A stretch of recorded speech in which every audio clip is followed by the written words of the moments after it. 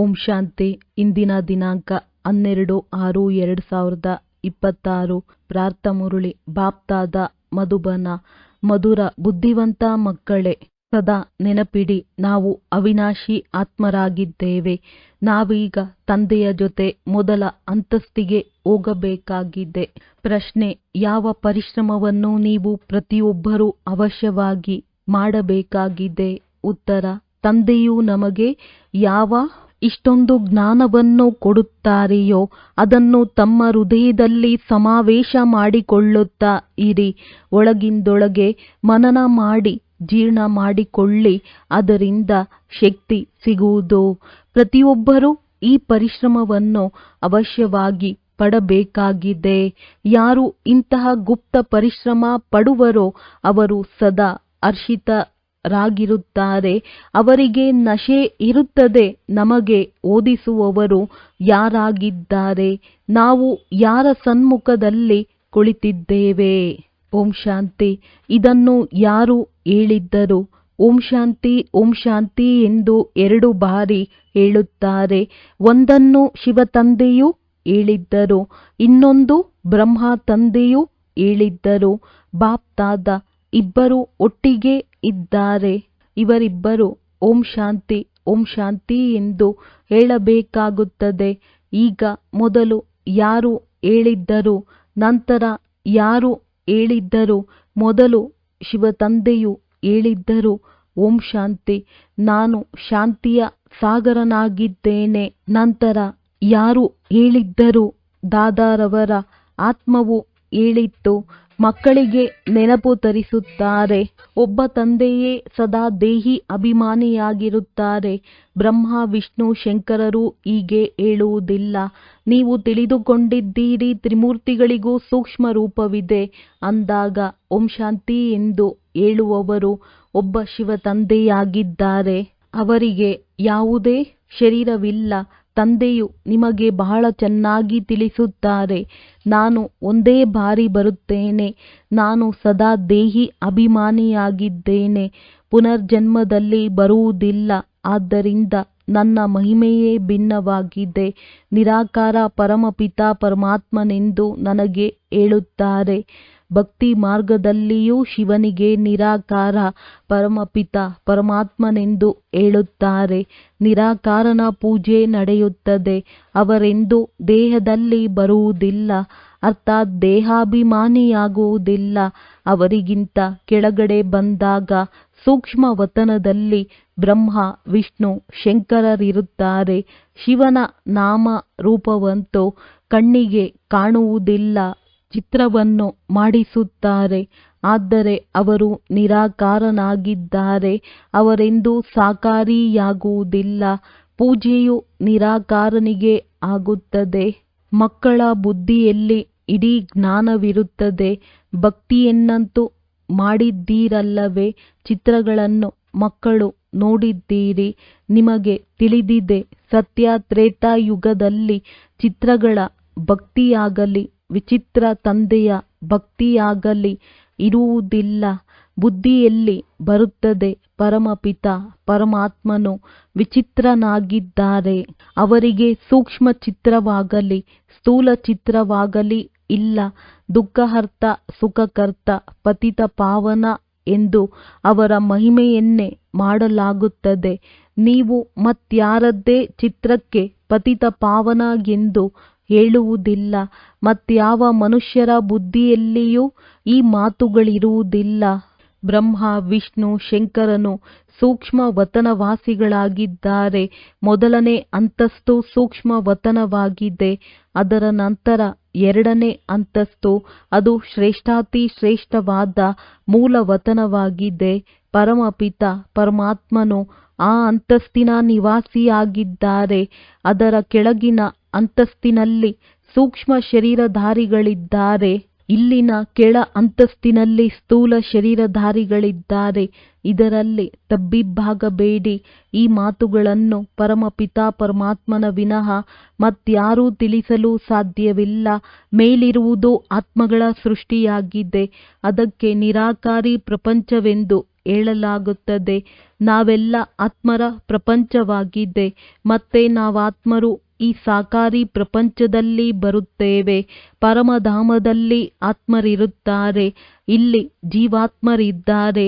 ಇದು ಬುದ್ಧಿಯಲ್ಲಿರಬೇಕು. ಅವಶ್ಯವಾಗಿ ನಾವು ನಿರಾಕಾರಿ ತಂದೆಯ ಮಕ್ಕಳಾಗಿದ್ದೇವೆ. ನಾವು ಸಹ ಮೊದಲು ನಿರಾಕಾರ ತಂದೆಯ ಬಳಿ ಇರುತ್ತಿದ್ದೆವು. ನಿರಾಕಾರಿ ಪ್ರಪಂಚದಲ್ಲಿಯೂ ಆತ್ಮರಿರುತ್ತಾರೆ. ಆ ಆತ್ಮರು ಇಲ್ಲಿಯ ತನಕ ಪಾತ್ರವನ್ನಭಿನಯಿಸಲು ಸಾಕಾರದಲ್ಲಿ ಬರುತ್ತಿದ್ದಾರೆ. ಪರಮಧಾಮವು ನಿರಾಕಾರಿ ತಂದೆಯ ವತನವಾಗಿದೆ. ನಾವಾತ್ಮರಾಗಿದ್ದೇವೆ ಎಂಬ ನಶೆ ಇರಬೇಕು. ಅವಿನಾಶಿ ವಸ್ತುವಿನ ನಶೆ ಇರಬೇಕೇ ಹೊರತು ವಿನಾಶಿ ವಸ್ತುವಿನದಲ್ಲ. ದೇಹದ ನಶೆ ಇರುವವರಿಗೆ ದೇಹಾಭಿಮಾನಿಗಳೆಂದು ಹೇಳಲಾಗುತ್ತದೆ. ದೇಹಾಭಿಮಾನಿಗಳು ಒಳ್ಳೆಯವರೋ ಅಥವಾ ಕೆಟ್ಟವರೋ?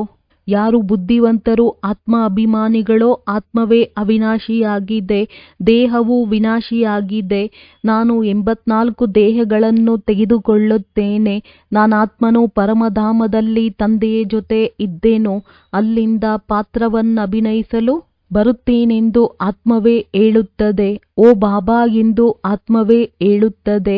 ಸಾಕಾರಿ ಸೃಷ್ಟಿಯಲ್ಲಿ ಸಾಕಾರಿ ತಂದೆ ಇದ್ದಾರೆ, ನಿರಾಕಾರಿ ಸೃಷ್ಟಿಯಲ್ಲಿ ನಿರಾಕಾರಿ ತಂದೆ ಇದ್ದಾರೆ. ಇದು ಸಂಪೂರ್ಣ ಸಹಜ ಮಾತಾಗಿದೆ. ಬ್ರಹ್ಮನಿಗೆ ಪ್ರಜಾಪಿತ ಬ್ರಹ್ಮನೆಂದು ಹೇಳುತ್ತಾರೆ. ಅಂದ ಮೇಲೆ ಅವರು ಇಲ್ಲಿಯವರೇ ಅಲ್ಲವೇ? ಅಲ್ಲಿ ನಾವಾತ್ಮರೆಲ್ಲರೂ ಒಬ್ಬ ತಂದೆಯ ಮಕ್ಕಳು, ಸಹೋದರರಾಗಿರುತ್ತೇವೆ. ತಂದೆಯು ಶಿವನ ಜೊತೆ ಇರುವವರಾಗಿದ್ದೇವೆ. ಪರಮಾತ್ಮನ ಹೆಸರಾಗಿದೆ ಶಿವ, ಆತ್ಮನ ಹೆಸರಾಗಿದೆ ಸಾಲಿಗ್ರಾಮ. ಆತ್ಮಕ್ಕೂ ರಚಯಿತನೂ ಬೇಕಲ್ಲವೇ? ತನ್ನೊಂದಿಗೆ ತಾನು ಯಾವಾಗಲೂ ಹೀಗೆ ಮಾತನಾಡಿಕೊಳ್ಳುತ್ತಾ ಇರಿ.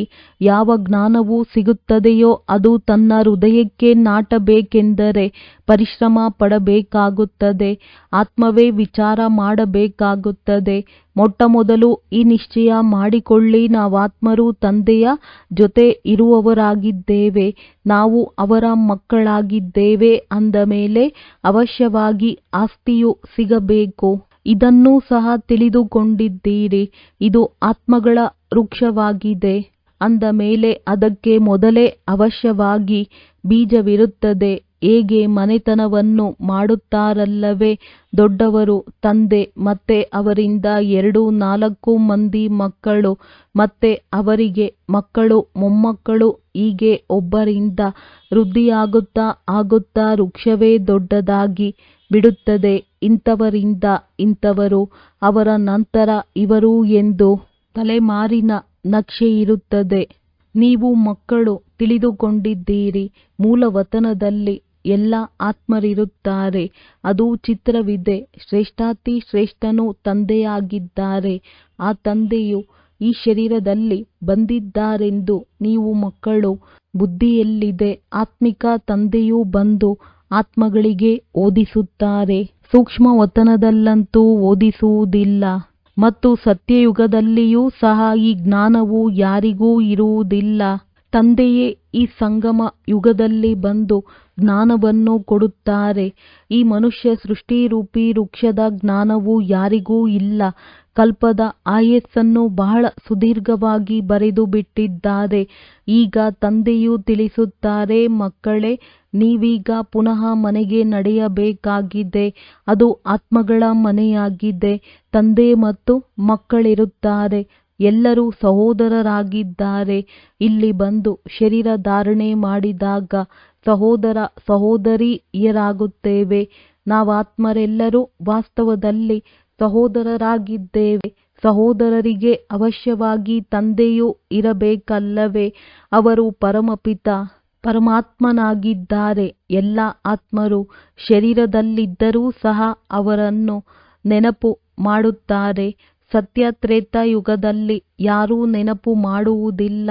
ಪತಿತ ಪ್ರಪಂಚದಲ್ಲಿ ಎಲ್ಲರೂ ಅವರನ್ನು ನೆನಪು ಮಾಡುತ್ತಾರೆ. ಏಕೆಂದರೆ ಎಲ್ಲರೂ ರಾವಣನ ಬಂಧನದಲ್ಲಿದ್ದಾರೆ. ಏ ರಾಮ ಎಂದು ಸೀತೆಯು ಕರೆಯುತ್ತಿದ್ದಳು. ತಂದೆಯು ತಿಳಿಸುತ್ತಾರೆ, ರಾಮನೆಂದಾಗ ತ್ರೇತಾಯುಗದ ರಾಮನು ನೆನಪು ಬರುವುದಿಲ್ಲ. ಪರಮಪಿತ ಪರಮಾತ್ಮನನ್ನೇ ನೆನಪು ಮಾಡುತ್ತಿರುತ್ತಾರೆ. ಆತ್ಮವೇ ಕರೆಯುತ್ತದೆ. ನೀವೀಗ ತಿಳಿದುಕೊಂಡಿದ್ದೀರಿ.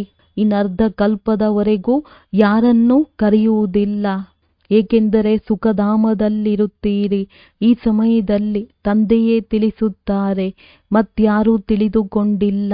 ಅವರಂತೂ ಆತ್ಮವೇ ಪರಮಾತ್ಮ, ಆತ್ಮವೇ ಪರಮಾತ್ಮನಲ್ಲಿ ಲೀನವಾಗುತ್ತದೆ ಎಂದು ಹೇಳುತ್ತಾರೆ. ತಂದೆಯು ತಿಳಿಸುತ್ತಾರೆ, ಆತ್ಮವು ಅವಿನಾಶಿಯಾಗಿದೆ. ಯಾವ ಆತ್ಮವೂ ಸಹ ವಿನಾಶವಾಗಲು ಸಾಧ್ಯವಿಲ್ಲ. ಹೇಗೆ ತಂದೆಯು ಅವಿನಾಶಿಯಾಗಿದ್ದಾರೆಯೋ ಹಾಗೆಯೇ ಆತ್ಮವು ಅವಿನಾಶಿಯಾಗಿದೆ. ಇಲ್ಲಿ ಆತ್ಮವು ಪತಿತ ತಮೋಪ್ರಧಾನವಾಗುತ್ತದೆ, ಮತ್ತೆ ತಂದೆಯು ಬಂದು ಪವಿತ್ರ ಸತೋಪ್ರಧಾನರನ್ನಾಗಿ ಮಾಡುತ್ತಾರೆ. ಇಡೀ ಪ್ರಪಂಚವು ತಮೋಪ್ರಧಾನವಾಗಲೇಬೇಕು, ನಂತರ ಪುನಃ ಸತೋಪ್ರಧಾನವಾಗುವುದು. ಪತಿತ ಪ್ರಪಂಚವನ್ನು ಪಾವನ ಮಾಡಲು ತಂದೆಯೇ ಬರಬೇಕಾಗುತ್ತದೆ. ಅವರಿಗೆ ಪರಮಾತ್ಮನೆಂದು ಹೇಳುತ್ತಾರೆ. ತಂದೆಯು ಅವಿನಾಶಿ, ನಾವಾತ್ಮರು ಅವಿನಾಶಿಯಾಗಿದ್ದೇವೆ. ಈ ನಾಟಕವು ಅವಿನಾಶಿಯಾಗಿದೆ. ಈ ವಿಶ್ವದ ಚರಿತ್ರೆ, ಭೂಗೋಳವು ಹೇಗೆ ಪುನರಾವರ್ತನೆಯಾಗುತ್ತದೆ ಎಂಬುದನ್ನು ನೀವು ಮಕ್ಕಳು ತಿಳಿದುಕೊಂಡಿದ್ದೀರಿ. ಈ 4 ಯುಗಗಳಲ್ಲಿ ನಮ್ಮ ಪಾತ್ರವು ನಡೆಯುತ್ತದೆ. ನಾವು ಸೂರ್ಯವಂಶೀಯರೇ, ನಂತರ ಚಂದ್ರವಂಶೀಯರಾಗುತ್ತೇವೆ. ಚಂದ್ರವಂಶೀಯರೆಂದರೆ ಹೇಗೆ 2ನೇ ದರ್ಜೆಯಲ್ಲಿ ಬರುತ್ತೇವೆ. 14 ಕಲೆಗಳುಳ್ಳವರಿಗೆ ಸೂರ್ಯವಂಶೀಯರೆಂದು ಹೇಳಲು ಸಾಧ್ಯವಿಲ್ಲ. ವಾಸ್ತವದಲ್ಲಿ ಅವರಿಗೆ ದೇವಿ ದೇವತೆಗಳೆಂತಲೂ ಹೇಳುವಂತಿಲ್ಲ. 16 ಕಲಾ ಸಂಪೂರ್ಣರು, ಸಂಪೂರ್ಣ ನಿರ್ವಿಕಾರಿಗಳಿಗೆ ದೇವಿ ದೇವತೆಗಳೆಂದು ಹೇಳಲಾಗುತ್ತದೆ. ರಾಮನಿಗೆ 14 ಕಲೆಗಳಲ್ಲಿ ಸಂಪನ್ನನೆಂದು ಹೇಳುತ್ತಾರೆ. ನಿಮ್ಮದೇ 84 ಜನ್ಮಗಳ ಲೆಕ್ಕವನ್ನು ತಿಳಿಸಲಾಗುತ್ತದೆ. ಹೊಸ ವಸ್ತುವು ನಂತರ ಹಳೆಯದಾಗುತ್ತದೆ. ಆಗ ಅಷ್ಟು ಮಜಾ ಬರುವುದಿಲ್ಲ. ಮೊದಲು ಸಂಪೂರ್ಣ ಪವಿತ್ರವಾಗಿರುತ್ತದೆ. ನಂತರ ಕೆಲವೊಂದು ವರ್ಷಗಳು ಕಳೆದರೆ ಅದಕ್ಕೆ ಸ್ವಲ್ಪ ಹಳೆಯದೆಂದು ಹೇಳಲಾಗುತ್ತದೆ. ಹೇಗೆ ಮನೆಯ ಉದಾಹರಣೆಯನ್ನು ಕೊಡಲಾಗುತ್ತದೆ, ಇದೇ ರೀತಿ ಪ್ರತಿಯೊಂದು ವಸ್ತುವು ಪರಿವರ್ತನೆಯಾಗುತ್ತದೆ. ಈ ಪ್ರಪಂಚವೂ ಸಹ ಒಂದು ದೊಡ್ಡ ಮಂಟಪವಾಗಿದೆ. ಈ ಆಕಾಶ ತತ್ವವು ಬಹಳ ದೊಡ್ಡದಾಗಿದೆ. ಇದಕ್ಕೆ ಯಾವುದೇ ಅಂತ್ಯವಿಲ್ಲ. ಇದರ ಅಂತ್ಯವೆಲ್ಲಿದೆ ಎಂದು ಯಾರೂ ಹುಡುಕಲು ಸಾಧ್ಯವಿಲ್ಲ. ಎಷ್ಟೇ ನಡೆಯುತ್ತಾ ಹೋಗಿ ಅದು ಮುಗಿಯುವುದಿಲ್ಲ. ಹಾಗೆಯೇ ಬ್ರಹ್ಮ ಮಹಾತತ್ವದ ಅಂತ್ಯವನ್ನು ಹುಡುಕಲು ಸಾಧ್ಯವಿಲ್ಲ. ವಾಸ್ತವದಲ್ಲಿ ವಿಜ್ಞಾನಿಗಳು ಇದರ ಅಂತ್ಯವನ್ನು ಕಾಣಲು ಎಷ್ಟೊಂದು ಪ್ರಯತ್ನ ಪಡುತ್ತಾರೆ, ಆದರೆ ಹೋಗಲು ಸಾಧ್ಯವಾಗುವುದಿಲ್ಲ. ಬ್ರಹ್ಮ ಮಹಾತತ್ವವು ಬಹಳ ದೊಡ್ಡದಾಗಿದೆ, ಬೇಅಂತಾಗಿದೆ. ನಾವಾತ್ಮರು ಬಹಳ ಚಿಕ್ಕ ಜಾಗದಲ್ಲಿರುತ್ತೇವೆ. ಇಲ್ಲಿ ಕಟ್ಟಡಗಳನ್ನು ಎಷ್ಟು ದೊಡ್ಡದಾಗಿ ಕಟ್ಟಿಸುತ್ತಾರೆ. ಧರಣಿಯ ಭಾಗವು ಬಹಳ ದೊಡ್ಡದಾಗಿದೆ. ಹೊಲ ಗದ್ದೆಗಳು ಬೇಕಲ್ಲವೇ? ಪರಮಧಾಮದಲ್ಲಂತೂ ಕೇವಲ ಆತ್ಮರಿರುತ್ತಾರೆ. ಆತ್ಮವು ಶರೀರವಿಲ್ಲದೆ ಹೇಗೆ ತಿನ್ನುವುದು? ಅಲ್ಲಂತೂ ಅಭೋಕ್ತರಾಗಿರುತ್ತೀರಿ. ತಿನ್ನುವ ಕುಡಿಯುವ ಮಾತೇ ಇರುವುದಿಲ್ಲ. ತಂದೆಯು ತಿಳಿಸುತ್ತಾರೆ, ಈ ಜ್ಞಾನವು ನೀವು ಮಕ್ಕಳಿಗೆ ಇದೆ, ಒಂದೇ ಬಾರಿ ಸಿಗುತ್ತದೆ ಮತ್ತು ಕಲ್ಪದ ನಂತರ ನೀವು ಮಕ್ಕಳಿಗೆ ಪುನಃ ತಿಳಿಸಲಾಗುತ್ತದೆ. ಅಂದ ಮೇಲೆ ನಾವೇ ದೇವತಾ ಧರ್ಮದವರಾಗಿದ್ದೆವು ಎಂಬ ನಶೆ ಇರಬೇಕು. ಬಾಬಾ ಇಂದಿಗೆ 5000 ವರ್ಷಗಳ ಮೊದಲು ನಾವು ಶೂದ್ರರಿಂದ ಬ್ರಾಹ್ಮಣರಾಗಲು ತಮ್ಮ ಬಳಿ ಬಂದಿದ್ದೆವು. ಈಗ ಪುನಃ ನಾವು ತಮ್ಮ ಬಳಿ ಬಂದಿದ್ದೇವೆ ಎಂದು ನೀವು ಹೇಳುತ್ತೀರಿ. ತಂದೆಯು ನಿರಾಕಾರನಾಗಿರುವ ಕಾರಣ ದಾದಾರವರ ಬಳಿ ಬಂದಿದ್ದೇವೆ. ತಂದೆಯು ಇವರಲ್ಲಿ ಪ್ರವೇಶ ಮಾಡಿದ್ದಾರೆಂದು ಹೇಳುತ್ತೀರಿ. ತಂದೆಯು ತಿಳಿಸುತ್ತಾರೆ, ಹೇಗೆ ನೀವು ಕರ್ಮೇಂದ್ರಿಯಗಳನ್ನು ತೆಗೆದುಕೊಂಡು ಪಾತ್ರವನ್ನಭಿನಯಿಸುತ್ತೀರೋ ಹಾಗೆಯೇ ನಾವು ಸಹ ಕರ್ಮೇಂದ್ರಿಯಗಳ ಆಧಾರವನ್ನು ತೆಗೆದುಕೊಳ್ಳುತ್ತೇನೆ. ಇಲ್ಲವೆಂದರೆ ಹೇಗೆ ನಾನು ಪಾತ್ರವನ್ನಭಿನಯಿಸಲಿ? ಶಿವ ಜಯಂತಿಯನ್ನು ಆಚರಿಸುತ್ತಾರೆ. ಶಿವನು ನಿರಾಕಾರನಾಗಿದ್ದಾರೆ. ಅಂದ ಮೇಲೆ ಅವರ ಜಯಂತಿ ಹೇಗಾಯಿತು? ಮನುಷ್ಯರು ಒಂದು ಶರೀರವನ್ನು ಬಿಟ್ಟು ಇನ್ನೊಂದನ್ನು ತೆಗೆದುಕೊಳ್ಳುತ್ತಾರೆ. ನಾನು ಹೇಗೆ ಬಂದು ನೀವು ಮಕ್ಕಳಿಗೆ ರಾಜಯೋಗವನ್ನು ಕಲಿಸಲಿ ಎಂದು ತಂದೆಯು ಹೇಳುತ್ತಾರೆ. ಮನುಷ್ಯರಿಂದ ದೇವತೆಗಳನ್ನಾಗಿ ಮಾಡಲು ತಂದೆಯೇ ಬಂದು ರಾಜಯೋಗವನ್ನು ಕಲಿಸುತ್ತಾರೆ. ನನಗೆ ಪತಿತ ಪಾವನ ಜ್ಞಾನಸಾಗರನೆಂದು ಹೇಳುತ್ತಾರೆ. ನನಗೆ ಸೃಷ್ಟಿಯ ಆದಿ ಮಧ್ಯ ಅಂತ್ಯದ ಜ್ಞಾನವಿದೆ ಎಂದು ತಂದೆಯು ಹೇಳುತ್ತಾರೆ. ತಂದೆಯು ಇವರಲ್ಲಿ ಪ್ರವೇಶ ಮಾಡಿ ನಮಗೆ ಎಲ್ಲ ಜ್ಞಾನವನ್ನು ತಿಳಿಸುತ್ತಾರೆ ಎಂಬುದನ್ನು ನೀವು ತಿಳಿದುಕೊಂಡಿದ್ದೀರಿ. ಬ್ರಹ್ಮ ವಿಷ್ಣು ಶಂಕರರ ಪಾತ್ರವನ್ನು ತಿಳಿದುಕೊಳ್ಳಬೇಕು. ತಂದೆಯು ಪತಿತ ಪಾವನನೆಂಬುದನ್ನು ತಿಳಿದುಕೊಂಡಿದ್ದೀರಿ. ಪ್ರತಿಯೊಬ್ಬರ ಮಹಿಮೆಯು ಬೇರೆ ಬೇರೆ, ಕರ್ತವ್ಯವೂ ಬೇರೆ ಬೇರೆಯಾಗಿರುತ್ತದೆ. ರಾಷ್ಟ್ರಪತಿ, ಪ್ರಧಾನಮಂತ್ರಿ ಇತ್ಯಾದಿಯಾಗುತ್ತಾರೆ. ಇದು ನನ್ನ ಶರೀರವಾಗಿದೆ, ನಾನು ಪ್ರಧಾನಮಂತ್ರಿಯಾಗಿದ್ದೇನೆಂದು ಆತ್ಮವೇ ಹೇಳುತ್ತದೆ. ಆತ್ಮವು ಶರೀರದ ಜೊತೆ ಇಲ್ಲವೆಂದರೆ ಮಾತನಾಡಲು ಸಾಧ್ಯವಿಲ್ಲ. ಶಿವತಂದೆಯು ನಿರಾಕಾರನಾಗಿದ್ದಾರೆ. ಅವರೂ ಸಹ ಮಾತನಾಡುವುದಕ್ಕಾಗಿ ಕರ್ಮೇಂದ್ರಿಯಗಳ ಆಧಾರ ತೆಗೆದುಕೊಳ್ಳಬೇಕಾಗುತ್ತದೆ. ಆದ್ದರಿಂದ ಬಾಯಿಯಿಂದ ಗಂಗೆಯು ಬಂದಿತೆಂದು ತೋರಿಸುತ್ತಾರೆ. ಶಿವನಂತೂ ಬಿಂದುವಾಗಿದ್ದಾರೆ. ಅಂದ ಮೇಲೆ ಅವರಿಗೆ ಬಾಯಿ ಎಲ್ಲಿಂದ ಬಂದಿತು?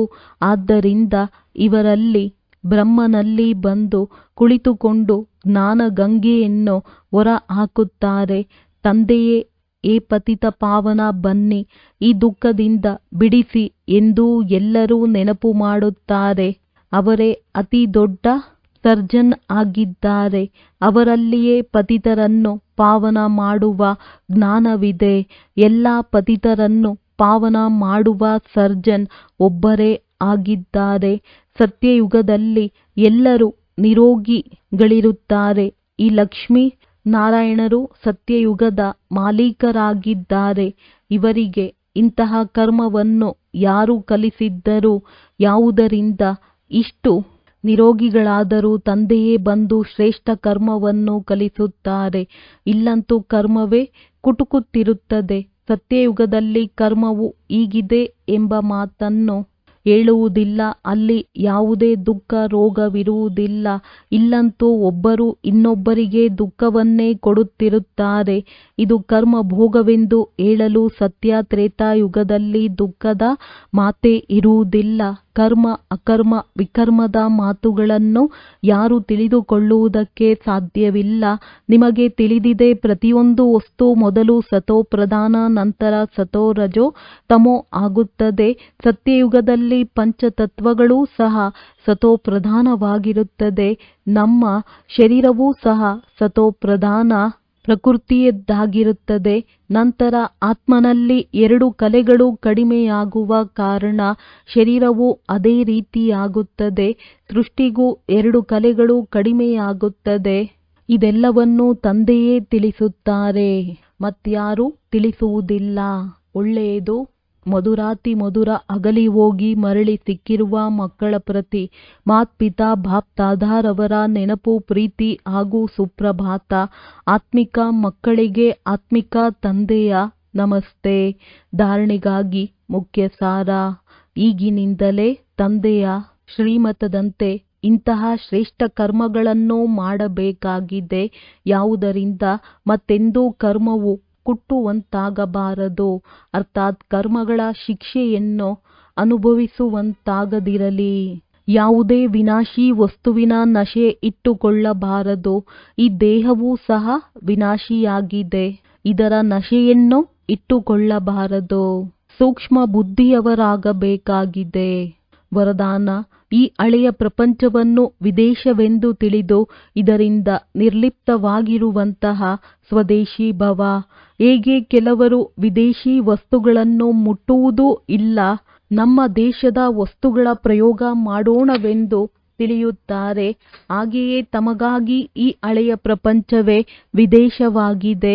ಇದರಿಂದ ನಿರ್ಲಿಪ್ತರಾಗಿರಿ. ಅರ್ಥಾತ್ ಹಳೆಯ ಪ್ರಪಂಚದ ವಸ್ತುಗಳಾದ ಸ್ವಭಾವ, ಸಂಸ್ಕಾರ ಏನೆಲ್ಲವೂ ಇದೆಯೋ ಅದು ತನ್ನ ಕಡೆ ಸ್ವಲ್ಪವೂ ಆಕರ್ಷಿಸಬಾರದು. ಸ್ವದೇಶಿ ಆಗಿರಿ, ಅರ್ಥಾತ್ ಆತ್ಮಿಕ ರೂಪದಲ್ಲಿ ತಮ್ಮ ಶ್ರೇಷ್ಠ ದೇಶವಾದ ಪರಮಧಾಮ ಹಾಗೂ ಈಶ್ವರೀಯ ಪರಿವಾರದ ಲೆಕ್ಕದಿಂದ ಮಧುಬನ ದೇಶದ ನಿವಾಸಿ ಎಂದು ತಿಳಿದುಕೊಂಡು ಇದರ ನಶೆಯಲ್ಲಿರಿ. ಸ್ಲೋಗನ್: ಗೊಂದಲಗಳಲ್ಲಿ ಸಿಲುಕದೆ ಸದಾ ಮಿಲನದ ಮೇಳದಲ್ಲಿರಿ. ಅವ್ಯಕ್ತ ಸೂಚನೆಗಳು: ಸದಾ ಹರ್ಷಿತರಾಗಿರಲು ತಮ್ಮ ಸ್ವಭಾವವನ್ನು ಸರಳ ಮಾಡಿಕೊಳ್ಳಿರಿ. ಸಹನಶೀಲರಾಗಿರಿ. ಓಲಿ ಅಂಶದ ವಿಶೇಷತೆ: ಸರಳ ಚಿತ್ತ, ಸರಳ ವಾಣಿ, ಸರಳ ವೃತ್ತಿ, ಸರಳ ದೃಷ್ಟಿ. ಬಾಪ್ ದಾದಾರವರಿಗೆ ಎಲ್ಲದಕ್ಕಿಂತ ಪ್ರಿಯ, ಎಲ್ಲದಕ್ಕಿಂತ ಸಮೀಪ ಸ್ವಚ್ಛ ಹೃದಯದವರು ಪ್ರಿಯರಾಗಿದ್ದಾರೆ. ಸ್ವಚ್ಛ ಹೃದಯ ಸದಾ ಬಾಪ್ ದಾದಾರವರ ಹೃದಯ ಸಿಂಹಾಸನಾಧೀಶರು. ಸರ್ವಶ್ರೇಷ್ಠ ಸಂಕಲ್ಪ ಪೂರ್ಣವಾಗುವುದರ ಕಾರಣ ವೃತ್ತಿಯಲ್ಲಿ, ದೃಷ್ಟಿಯಲ್ಲಿ, ಮಾತಿನಲ್ಲಿ, ಸಂಬಂಧ ಸಂಪರ್ಕದಲ್ಲಿ ಸರಳ ಮತ್ತು ಸ್ಪಷ್ಟ ಒಂದೇ ಸಮಾನ ಕಾಣಿಸುತ್ತದೆ. ಒಳ್ಳೆಯದು. ಓಂ